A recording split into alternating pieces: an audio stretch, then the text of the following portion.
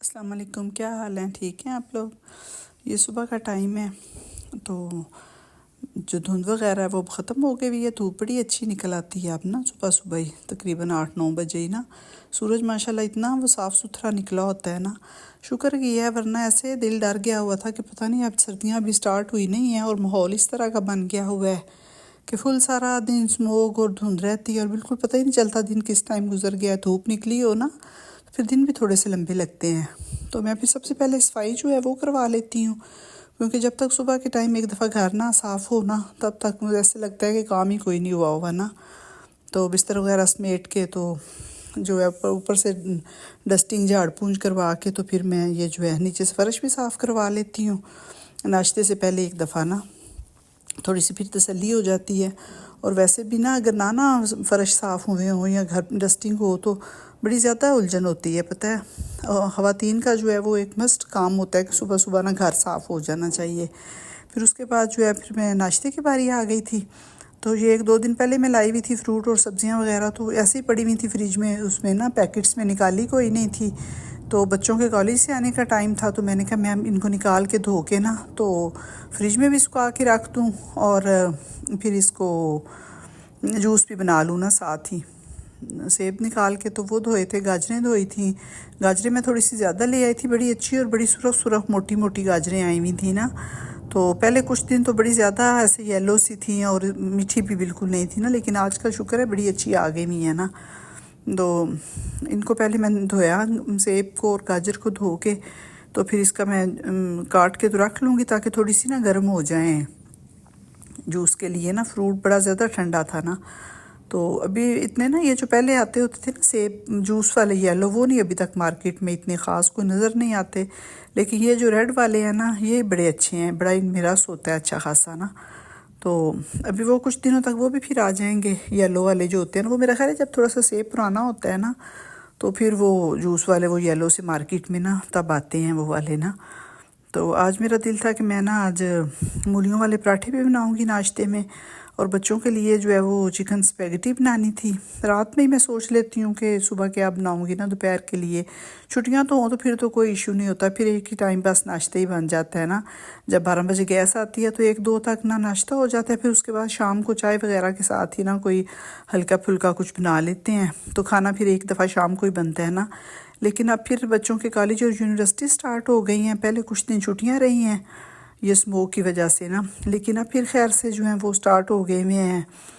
तो इस वजह से मुझे फिर ये होता है कि नाश्ते के साथ ही ना मैं बना लूँ कुछ बच्चों के लिए ना। तो आज मैंने चिकन स्पेगेटी के लिए चीज़ें निकाली हुई थी। पहले मैंने कहा मैं जूस का जो सामान है सारा वो काट के तो इसको मैं धो के ना तो रख दूँगी, ताकि ये ना थोड़ा सा गर्म होगा तो फिर इनका ना मैं जूस बनाऊँगी। और साथ फिर मैंने मूलियों को डेरे से आई हुई थी, बड़ी अच्छी थी फ्रेश मूलियाँ और बड़ी रस वाली ना। कभी कभार बिल्कुल ऐसे खुश्क ड्राई सी होती हैं, उनके फिर पराठे भी नहीं अच्छे बनते। तो थोड़े से मैंने 2-3 पराठे बनाने थे, तो उसके लिए मैंने फिर मूली देखे ना इतनी अच्छी है, बड़ी मोटी ताज़ी। और कोई अगर मूलियाँ मोटियाँ हो ना तो वो फिर अंदर से बड़ी होती हैं फोकी सी ना, लेकिन ये बड़ी अच्छी थी। तो ये फिर मैंने थोड़े से बनाने थे तो 1-2 मैंने उसको छील के तो इनको अच्छी तरह धो के तो फिर मैंने इसको कद्दूकश कर लिया था। सुबह के टाइम ना किचन के जितने भी काम होते हैं ना वो बंदा स्पीड से कर ले तो ठीक रहता है, क्योंकि इसके बाद फिर ना ज़ोर के बाद बिल्कुल भी दिन नहीं रह जाता ना। बड़ा छोटा जो है बस नमाज़ों का ही टाइम होता है, ज़ोर के बाद असर और फिर मगरिब हो जाती है। तो अच्छी तरह मैंने ना इसको धो लिया था वाश करके मूली को, तो फिर इससे मैं कद्दूकश इसका कर लूँगी। वैसे तो जो मेरे पास चॉपर है ना उसमें भी ऑप्शन है ये कद्दूकश का ना, लेकिन थोड़ा सा अगर कुछ करना हो ना, ये 2-3 पराठों की मैंने बनानी थी तो फिर मैंने इसी से कर ली। अगर ज़्यादा मूलियाँ गाजरें करनी हो ना इसको कद्दूकश तो फिर मैं उसी में कर लेती हूँ। अब थोड़ी सी काम के लिए क्या एक दफ़ा बंदा मशीन निकाले फिर उसको धो के ड्राई करके रखे ना, तो हाथ से ही थोड़ी सी मैंने इसको ये जो कद्दूकश है ना हाथ वाला इससे ही मैंने कर ली थी। इसको करके तो फिर इसके अंदर ना मैंने नमक डाला था। नमक डालने से ना ये होता है कि उसका पहले पानी अच्छी तरह निकल जाता है। मूलियों के पराठे ऐसे भी बनते हैं, जब हम ज़्यादा बनाते थे ना, मतलब कि सारे इकट्ठी फैमिलीज़ होती थी तो तब ये होता था कि ज़्यादा सी मूलियों को कद्दूकश करके ना तो फिर उसको हम भून लेते थे किसी बर्तन में ना, सबको पता ही होगा, किसी बर्तन में डाल के मूलियों का पानी खुश्क होता था, फिर उसमें मसाले डाले, अगर किसी को पसंद हुआ तो अंदर थोड़ा सा मक्खन या घी डाल लिया। लेकिन अब ये ज़ाहिर अब थोड़े थोड़े बनाने होते हैं, तो इसके लिए फिर मैं मूलियों को कद्दूकश करके तो इनका जो है वो पानी अच्छी तरह ना इसको मल मल के तो मैं ऐसे ही निकाल लेती हूँ। लेकिन कहते हैं कि जो ऐसे ये कच्ची मूली लगाते हैं ना, वैसे भी ये ठंडी होती है, इसकी तासीर अच्छी होती है जो भुनी हुई की निस्बत ना। तो इसको अच्छी तरह ऐसे मैं ना निचोड़ के तो इसका पानी जो है वो मैं दबा दबा के तो निकाल लूँगी। नमक डालने से ना जो पानी इसके अंदर होता है वो सारा निकल आता है बड़ी जल्दी ना फ़ौरन। तो ये देखिए ऐसे करके जब दबाएं ना तो जितना भी पानी होता है वो सारा निकल आता है मूली के अंदर से ना। तो फिर सारा मैं पानी पहले मैंने निकाला, फिर जब सब्ज़ धनिया धो के वो अंदर थोड़ा सा काट के डाल दिया। अगर साथ हो ना तो जो मूलियों के पीछे थोड़े से सब्ज़ से पत्ते होते हैं बिल्कुल कच्चे कच्चे ना, वो भी अगर डालें तो उससे भी बड़ी टेस्टी बनती है। लेकिन फिर हमारी तो ऐसे आई सी गांव से, तो वो पीछे पत्ते थे ही नहीं उसके ना। अगर बाज़ार से ख़रीदें तो उनके पीछे होते हैं थोड़े थोड़े अंदर वाली साइड पे ना नरम नरम पत्ते, वो भी डाल लें तो उससे फिर बड़ी मज़े की बनती हैं। सब्ज़ मिर्च भी अंदर मैंने बारीक करके काट ली थी। स्पाइसेस जो आम किचन के बेसिक मसाले होते हैं वही मैंने डाले थे, सूखा धनिया और जो लाल मिर्चें, नमक और हल्दी डाल ली थी, थोड़ा सा ज़ीरा डाल लिया था। उससे ये होता है कि ज़रा मज़े की बन जाती है। फिर ये आधा पैकेट मैंने स्पेगेटी का ले लिया है, इसको मैं पहले बॉईल कर लूँगी। तो ये होता है ना कि फिर नाश्ता बनाते बनाते फिर गैस पता है कि उसका प्रेशर कम होने लग जाता है। तो पराठे बनाने से पहले मैंने स्पेगेटी बॉईल करके रख ली थी, क्योंकि ज़ाहिर है 2 ही चूल्हे हैं, एक पे नाश्ता बनाऊँगी फिर ये भी बनानी है। तो मैंने कहा मैं पहले ज़रा ना स्पेगेटी को बॉईल करके, तो कुछ लोग जो है ना वो पूरी की पूरी जैसे लंबी होती है ना वो रख लेते हैं बर्तन में बॉईल कर लेते हैं, लेकिन मुझे वो नहीं अच्छी लगती ना, इजी नहीं लगती। फिर मैं ना इसके पूरी स्पेगेटी को पकड़ के इसको बीच में से ना 3-4 हिस्सों से तोड़ती हूँ, फिर मैं इसको बॉईल करती हूँ।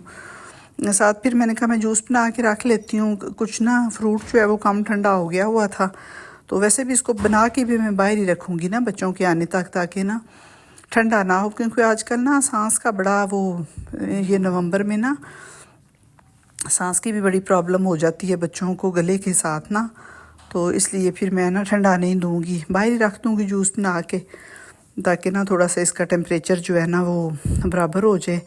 उसके बाद फिर मैं पराठे बनाऊँगी।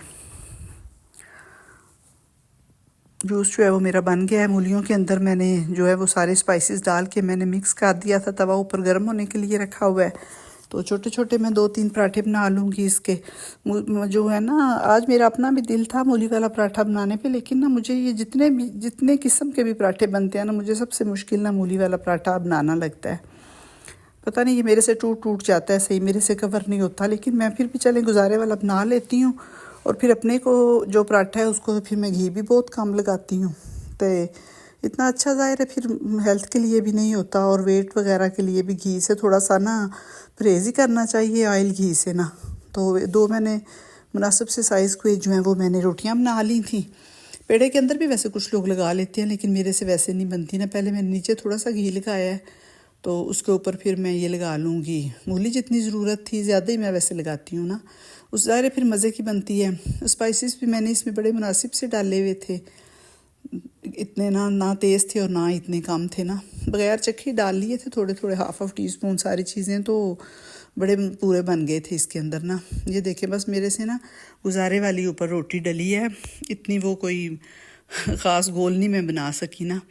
और दूसरी बात यह है कि अगर मैं भर के चम्मच अगर घी डालूँगी तो बड़ा मज़े का मेरा क्रिस्पी और ऐसे सुरख सा पराठा बनेगा।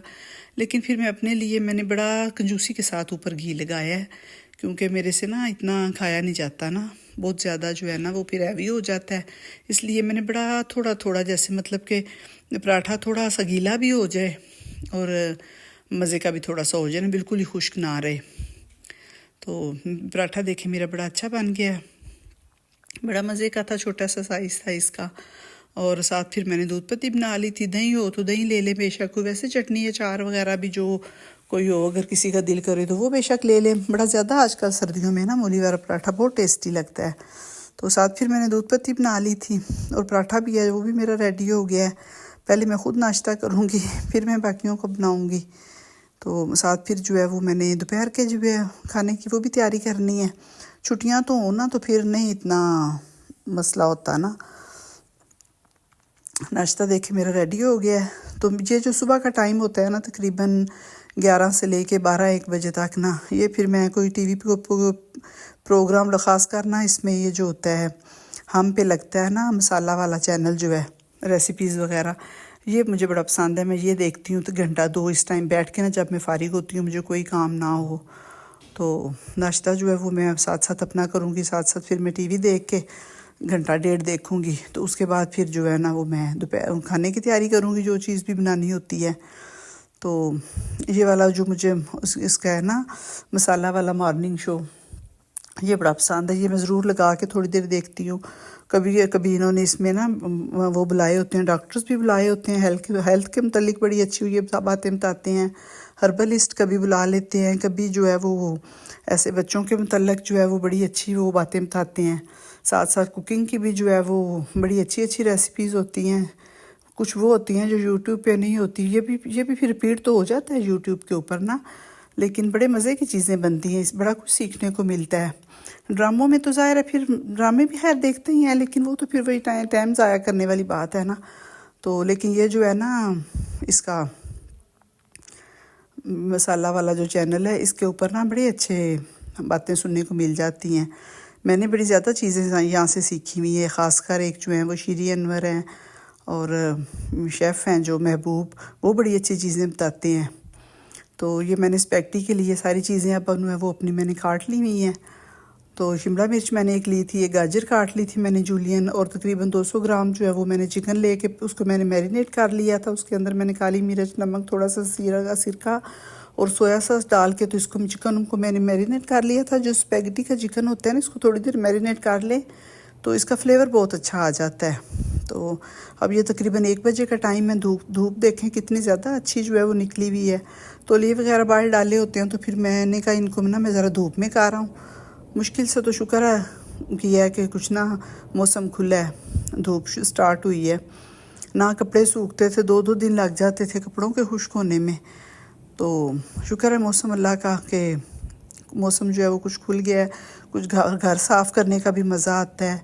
कहीं कोई बंदा काम जो है वो बाहर चला जाए तो दिन जो है वो थोड़ा सा ना लंबा लग जाता है, वरना तो पता ही नहीं था चलता। बाहर ना धुंध ही धुंध सारा दिन रहती थी और स्मोक और अजीब सा ना ऐसे परेशानी वाला माहौल बना रहता है। तो तकरीबन मेरी जो है वो जाके अब मैंने स्पैगेटी भी अपनी जो है वो तैयार कर ली थी।